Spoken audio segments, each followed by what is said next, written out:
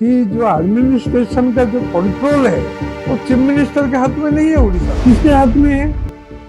2-3 young politician और कुछ 2-3 bureaucrat. उनमें से सबसे बड़ा नंबर 1 ब्यूरोक्रेट जो है उनका प्राइवेट सेक्रेटरी तमिलियन, उसका नाम है, तमिलियन है। और दूसरा एक एमएलए, यंग एमएलए, वो बबी दास, उसका नाम है। वो ये दोनों के हाथ में अभी उड़ीसा का एडमिनिस्ट्रेशन।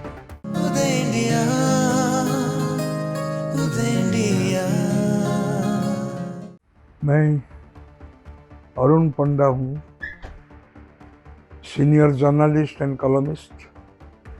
उदय इंडिया डिजिटल को स्वागत। अभी हम उड़ीसा के राजनीतिक स्थिति के बारे में बात करेंगे।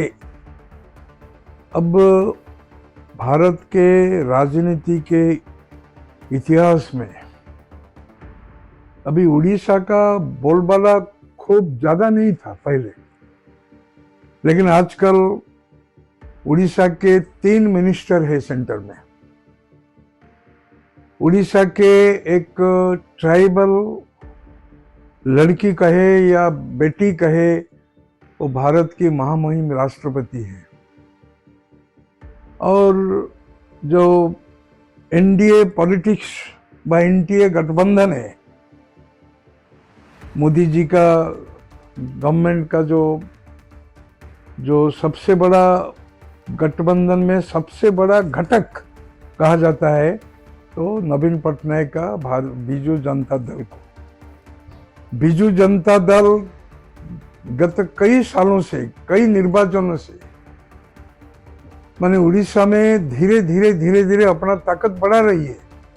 ऐसा नहीं लगता है कि कभी वो घट गया उसका नंबर असेंबली में, ऐसा नहीं है। माने जो स्थिति है, ऐसा लगता है कि 24 इलेक्शन में भी नवीन पटनायक फिर उड़ीसा में गवर्नमेंट बनाएंगे और जितना सीट है अभी उनका 117, उससे ज़्यादा सीट लेंगे, ऐसा लगता है। और इस लगने का कारण है कि अभी भी गांव में उड़ीसा के जो वोटर्स है, जो गांव में रहते हैं, जो मफिसल में रहते हैं, इवन अर्बन वोटर भी उनके प्रति आकर्षित हैं। उनका पर्सनालिटी, उनका रहन सहन का शैली, किंतु अंदर क्या चल रहा है बीजेडी में, बीजू जनता दल में, ये सबको ठीक ढंग से पता नहीं है। अभी कई दिनों से, 2-3 महीनों से उड़ीसा में क्राइम रेट बढ़ते जा रहा है। एक सीनियर मोस्ट कैबिनेट मिनिस्टर, जिनका उड़ीसा राजनीति में दबदबा था, जो कांग्रेस छोड़ करके बीजेडी में ज्वाइन किए थे और स्टेट के हेल्थ मिनिस्टर थे, उनको दिन दहाड़े कहा जाता है पुलिस सब इंस्पेक्टर बस एकदम शॉर्ट रेंज में उनको फायरिंग किया, उनका छाती में गोली लगा और वहीं ढेर हो गए। लेकिन वो डमाबाजी किए, उनको हेलीकॉप्टर से फिर भुवनेश्वर लिए, एयर एम्बुलेंस से भुवनेश्वर लिए, वहाँ शाम तक उनको रखे, फिर डेथ डिक्लेयर किए। लेकिन सबको पता है कि जब उनके छाती पर गोली लगा तब उनका डेथ हो गया है। अभी हुई झारसुगुड़ा, जहाँ से वो Navdas health minister dead, health minister Navdas जहाँ जिस निर्वाचन मंडली से प्रतिनिधित्व करते हैं, वही झारसुगुड़ा इंडस्ट्रियल शहर है। वहाँ के एक मारवाड़ी लड़का 15 साल का, उसका अपहरण हो गया, उसका मर्डर हो गया। और ऐसे कई क्राइम, क्रिमिनल एक्टिविटीज, जितने भी माइंस एरिया है उड़ीसा के, कोयडा हो, बड़बिल हो, जोड़ा हो, झारसुगुड़ा हो, लखनपुर, उस इलाके में, सुंदरगढ़ का कुछ हिस्सों में ये क्राइम रेट धीरे धीरे बढ़ रहा है। और चीफ मिनिस्टर खुद होम डिपार्टमेंट के मुखिया है, उनका होम डिपार्टमेंट उनके अधीन में ही है। लेकिन एक ममिता मेहर बहुत चर्चा का विषय बन गया, उनका मर्डर हुआ। एक स्कूल के, गर्ल्स स्कूल के प्रिंसिपल ममिता मेहर, उसको मर्डर करने वाला उस स्कूल का गवर्निंग बॉडी का प्रेसिडेंट, फाउंडर एक प्रकार का, वो मर्डर किया, ऐसा पकड़ा भी गया, जेल भी गया এবং जेल में सुसाइड कर लिया। और ममिता मेहर का एलिगेशन था कि वो जो वुमेन्स कॉलेज है कलाहंडी में, उस वुमेन्स कॉलेज में कई बड़े बड़े हस्ती, उसमें मिनिस्टर हैं, एमएलए है, एमपी हैं, कोई बिजनेसमैन है, ये वुमेन्स कॉलेज में आते रहते थे। वहाँ पर एक सेक्स रैकेट चल रहा था। ये ममिता मेहर को पता था, वो एक्सपोज करने वाली थी, तब उनका मर्डर हो गया। फिर ऐसे कई, फिर महंगा जो कोस्टल उड़ीसा में एक सबसे बड़ा समृद्ध इलाका है महंगा, उस कॉन्स्टिट्यूशन में लगातार 6-7 मर्डर हुआ। और उस मर्डर में वहाँ का कैबिनेट मिनिस्टर जो हैं थे, अभी तो नहीं है, उनका हाथ था, ऐसा करके एलिगेशन। फिर नयागढ़ में भी एक छोटी सी लड़की का मर्डर, उसमें भी एक कैबिनेट मिनिस्टर का हाथ था, ऐसा एलिगेशन हुआ। ऐसे कई प्रकार का एलिगेशन, और मैंने उसका कोई प्रक्रिया ठीक ढंग से, तदंत प्रक्रिया ठीक ढंग से चल नहीं रहा है। कोई पकड़ा गया, फिर पकड़ा जाने के बाद जेल में फिर वो सुसाइड कर लेता है, किसको मर्डर किया जाता है। महंगा में एक मर्डर को छिपाने के लिए फिर 3-3 मर्डर हो गया। ये सब उड़ीसा में चल रहा है। बाकी रोज तो ऐसे ही मार पीट, मैंने क्राइम का रेट जो है उड़ीसा में बढ़ रहा है, जबकि उड़ीसा एक शांतिप्रिय राज्य था, अभी धीरे धीरे अशांत हो रहा है। नक्सलाइट एक्टिविटीज साउथ उड़ीसा में भी, ट्राइबल एरिया में वो बहुत ज़्यादा था, लेकिन अभी वो कम रहा है। नक्सलाइट एक्टिविटीज वो उस छत्तीसगढ़ के तरफ ज़्यादा चला गया, लेकिन उड़ीसा में कम हो रहा है। ये सब बावजूद, चीफ मिनिस्टर नवीन पटनायक इतना पॉपुलर होने के बावजूद, 22 साल रूल करने के बावजूद, वो उड़ीसा को जिस तरह एक क्राइम फ्री स्टेट करना चाहते थे, करना चाहिए, वो नहीं कर पा रहे हैं। उसका कारण है कि जो एडमिनिस्ट्रेशन का जो कंट्रोल है वो चीफ मिनिस्टर के हाथ में नहीं है उड़ीसा में। किसके हाथ में है? 2-3 यंग पॉलिटिशियन और कुछ 2-3 ब्यूरोक्रेट। उनमें से सबसे बड़ा नंबर 1 ब्यूरोक्रेट जो है उनका प्राइवेट सेक्रेटरी पांडियान, उसका नाम है, तमिलियन है। और दूसरा एक एमएलए, यंग एमएलए, वो बबी दास उसका नाम है। वो ये दोनों के हाथ में अभी उड़ीसा का एडमिनिस्ट्रेशन है। एमएलए लोग मुख्यमंत्री, चीफ मिनिस्टर को मिल नहीं सकते हैं।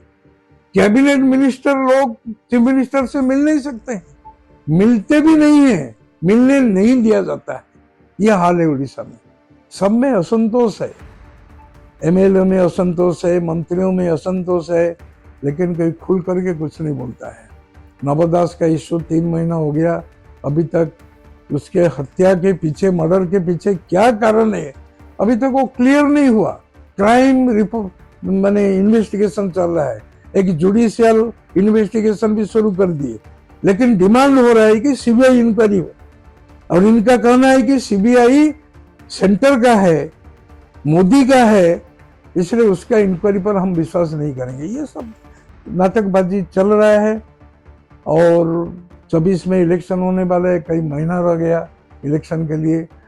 तो अभी जो स्थिति है, ऐसा लगता है यदि उड़ीसा में स्ट्रांग ऑपोजिशन बनेगा, कांग्रेस का तो एक प्रकार फिनिशिंग हालत है, यहाँ पर कुछ नहीं है कांग्रेस का। 9 एमएलए है कांग्रेस का, बीजेपी में 23 एमएलए है, और अपोजिशन लीडर बीजेपी का है। बीजेपी का स्थिति अच्छी है, अर्बन एरिया में भी अच्छी है।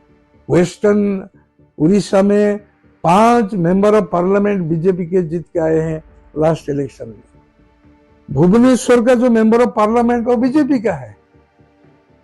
ऐसा स्थिति अच्छी है बीजेपी की। मैंने लोग इतना सोच विचार करके उड़ीसा के लोग वोट दे रहे हैं कि सेंटर में हम मोदी को जिताएंगे, इसलिए मेंबर ऑफ पार्लियामेंट को बीजेपी को दे रहे हैं, और उड़ीसा में नवीन को जिताएंगे।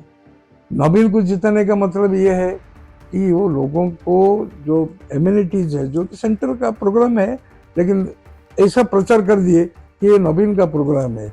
1 रुपया में चावल दिया, 2 रुपया में चावल फ्री कैंटीन, फ्री खाना पीना, फिर वो जो मकान, फ्री मकान, ये सब जो प्रोग्राम्स है सेंट्रल गवर्नमेंट का। और आयुष्मान योजना तो यहाँ पर नहीं कर लागू किया, यहाँ पर बिजू स्वास्थ्य कल्याण योजना अपना बना लिया। और ये सब जितने भी प्रोग्राम है अब उड़ीसा में आएंगे, सेंट्रल गवर्नमेंट का पैसा, केंद्र से पैसा आ रहा है, रुपया आ रहा है, काम लेकिन यहाँ पर हो रहा है। अभी हॉकी का वर्ल्ड कप कटक भुवनेश्वर में हुआ, कटक में उसका इनॉग्रेशन हुआ, राउरकेला में उसका मैच हुआ, स्टेडियम बन गया, मैंने Guinness book of world record में उसका नाम भी आ गया। हॉकी, कोई नवीन पटनायक कभी हॉकी खेल रहे थे मुझे तो पता नहीं है, क्रिकेट भी कभी खेले नहीं है, लेकिन उनके दिमाग में आ गया कि स्पोर्ट्स के माध्यम से, खेल के माध्यम से मैं पॉपुलर बन जाऊंगा। बन भी गए, अपना एक फिगर बना लिए कि मैं स्पोर्ट सपोर्टिव लीडर हूं, स्पोर्ट को समर्थन करने वाला मैं नेता हूं। और बाकी भी उनका कई ऐसे अच्छे क्वालिटी है, कोई किसको गाली, पर्सनली किसको अब्यूज नहीं करते, गाली नहीं देते। और सबसे बड़ा बात है जो लोग भी बोलते हैं कि प्राइम मिनिस्टर नरेंद्र मोदी जी के साथ उनका रिलेशन बहुत ही पर्सनल रिलेशन बहुत ही अच्छा है। सेंटर का सब इशू में जब भाजपा प्रॉब्लम में आ गया है, पार्लियामेंट में हो बाहर भी हो, तो आंख बंद मुंद करके नवीन पटनायक का पार्टी बीजेडी मोदी गवर्नमेंट को सपोर्ट दिया है। तो ये सबसे बड़ा अचीवमेंट है नवीन बाबू का कि मोदी खुश है उनके ऊपर, और मोदी खुश होने के कारण उड़ीसा का डेवलपमेंट के लिए काफ़ी रकम उड़ीसा में आ रहा है। और उड़ीसा में भी कुछ दिखने लायक काम हो रहा है। क्वालिटी अच्छा नहीं है कामों की, क्वालिटी वेरी बैड क्वालिटी, किंतु काम हो रहा है, लोगों को दिख रहा है। इसलिए 24 इलेक्शन के पहले, अभी से 1 साल भी नहीं रहा, यदि बीजेपी का लीडरशिप स्ट्रंग न बनेगा राज्य में, यदि मुख्यमंत्री कैंडिडेट का प्रोजेक्शन नहीं होगा, कौन होगा मुख्यमंत्री? भाजपा सपोज समझे कि भाजपा पावर में आ जाएगा, तो उसका मुख्यमंत्री कौन बनेगा? कौन है वो लीडर? उसका कैलिबर क्या है? ये अभी तक लोगों को पता नहीं चल पा रहा है। अभी मनमोहन सामल जी नए अध्यक्ष बने, केंद्र में तो अश्विनी वैष्णव जी हैं, धर्मेंद्र प्रधान जी है और वो टुड्डू जी हैं, 3 मंत्री हैं। और अनुभवी नेताओं का भी कमी नहीं है उड़ीसा में, लेकिन एक व्यक्ति के ऊपर आस्था प्रकट करके सब मिल करके अपने में जो अंतर द्वंद्व है उसको खत्म करके यदि ग्रास रूट लेवल में या वार्ड मैंने बूथ वाइज संगठन को मजबूत करेंगे, तब लगता है कि बीजेपी सरकार नहीं बना नहीं सके तो ठीक है, लेकिन बीजेपी कम से कम 60-70 सीट लेके आएगा, आधा सीट लेके आएगा, 10-12 सीट ज्यादा लेके नवीन पटनायक सरकार बना सके। लेकिन एक खतरा रहेगा कि यहाँ का अपोजिशन वेरी स्ट्रांग है, तो बीजेपी को बहुत कुछ काम करना है। लेकिन ऐसा लगता नहीं है कि इलेक्शन के पहले बीजेपी बहुत मजबूत होकर खड़ा हो जाएगा। फिर भी उड़ीसा अगले इलेक्शन में जैसा बंगाल का हाल हुआ, भाजपा का अपराइज हुआ, राइजिंग हुआ, नॉर्थ ईस्ट में भाजपा का राइजिंग हुआ, असम में तो बिल्कुल 2-2 बार सरकार बना लिए। ऐसा मुझे लगता है कि थोड़ा सा प्रयत्न करें, या नहीं जैसा पहले था 2000 से 2009 तक गठबंधन सरकार था उड़ीसा में, नवीन पटनायक और भाजपा का गठबंधन सरकार। ऐसे भी करने से भी बीजेपी के लिए फायदा है। नवीन का विरोध ना करते हुए यदि हम मिलके उड़ीसा का डेवलपमेंट के लिए काम करेंगे, दोनों बीजेडी और बीजेपी जैसे पहले था, ये भी डबल इंजन सरकार से कोई कम नहीं होगा। तो ये भी एक प्रकार का ऑल्टरनेटिव सोच मन में आ रहा है। शायद मोदी जी के, अमित शाह के, राजनाथ सिंह के या नड्डा जी के दिमाग में ये बात आएगा कि उड़ीसा में हम डबल इंजन सरकार चलाएंगे नवीन के साथ मिलकर के, तब मेरे विचार से ये भाजपा के लिए भी अच्छा रहेगा और बीजेडी के लिए भी अच्छा रहेगा।